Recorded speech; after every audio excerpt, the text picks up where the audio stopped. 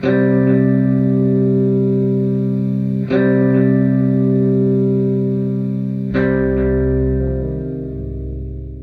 following is from the Pocket Journal of Calvin McCann. October 20th, 1850. Took the liberty this morning of forcing the lock which binds the book closed. Did it before Mr. Boone arose. No help. It is all in cipher. A simple one, I believe. Perhaps I may break it as easily as the lock. A diary, I am certain. The hand oddly like Mr. Boone's own. Whose book? Shelved in the most obscure corner of this library and locked across the pages. It seems old, but how to tell? The corrupting air has largely been kept from its pages. More later, if time. Mr. Boone set upon looking about the cellar. I'm afraid these dreadful goings-on will be too much for his chancy health yet. I must try to persuade him, but he comes. October 20th, 1850. Bones, I can't write, I can't sick right of this, yet I. From the Pocket Journal of Calvin McCann. October 20th, 50. As I had feared, his health has broken. Dear God, our Father who art in heaven, cannot bear to think of it. Yet it is planted, burned on my brain like a tintype. That horror in the cellar. Alone now, 8:30 o'clock. House silent, but found him swooned over his writing table. He still sleeps. Yet for those few moments how nobly he acquitted himself while I stood paralysed and shattered. His skin is waxy, cool. Not the fever again, God be thanked. I daren't move him or leave him to go to the village.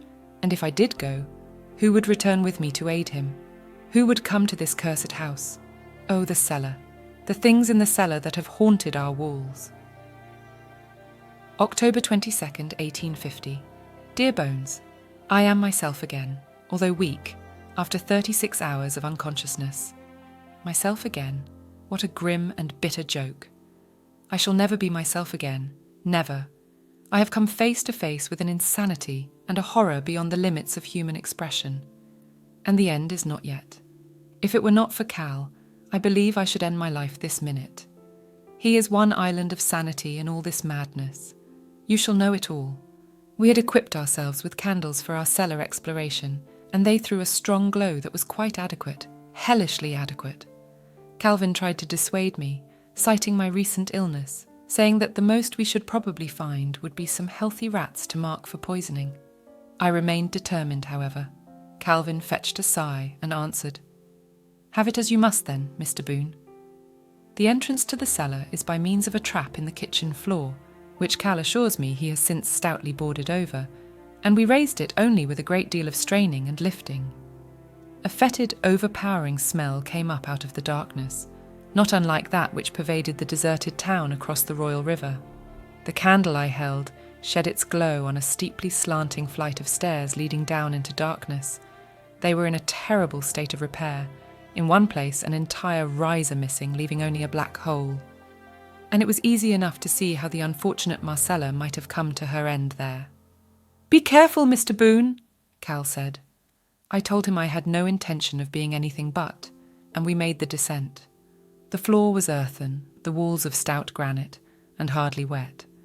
The place did not look like a rat haven at all, for there were none of the things rats like to make their nests in, such as old boxes, discarded furniture, piles of paper, and the like.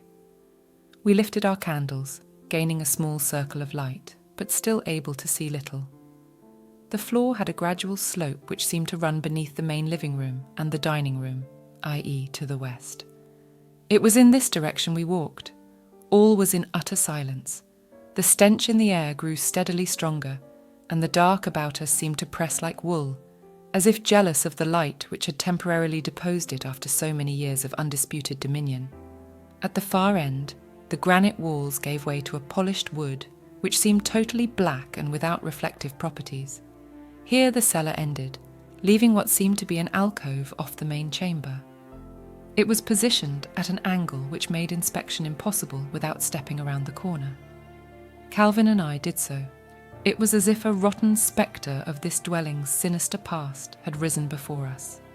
A single chair stood in this alcove, and above it, fastened from a hook in one of the stout overhead beams, was a decayed noose of hemp.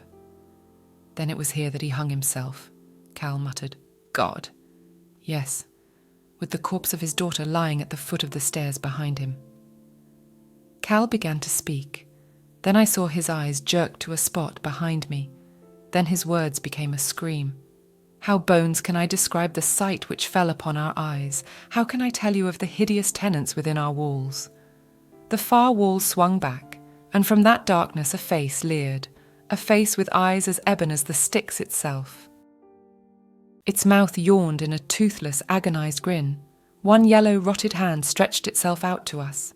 It made a hideous mewling sound and took a shambling step forward. The light from my candle fell upon it, and I saw the livid rope burn about its neck. From beyond it something else moved, something I shall dream of until the day when all dreams cease. A girl with a pallid, mouldering face and a corpse-grin. A girl whose head lolled at a lunatic angle. They wanted us. I know it.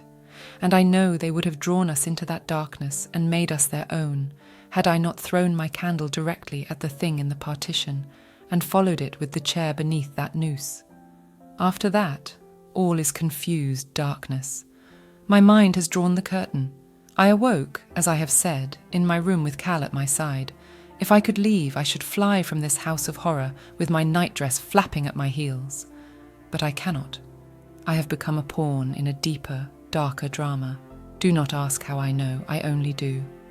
Mrs. Cloris was right when she spoke of blood calling to blood, and how horribly right when she spoke of those who watch and those who guard. I fear that I have wakened a force which has slept in the tenebrous village of Salem's Lot for half a century, a force which has slain my ancestors and taken them in unholy bondage as Nosferatu, the undead. And I have greater fears than these, Bones. But I still see only in part. If I only knew all. Charles, postscriptum, and of course I write this only for myself. We are isolated from Preacher's Corners. I daren't carry my taint there to post this, and Calvin will not leave me. Perhaps if God is good, this will reach you in some manner. From the Pocket Journal of Calvin McCann, October 23rd, 1850. He is stronger today. We talked briefly of the apparitions in the cellar. Agreed they were neither hallucinations or of an ectoplasmic origin, but real. Does Mr. Boone suspect, as I do, that they have gone?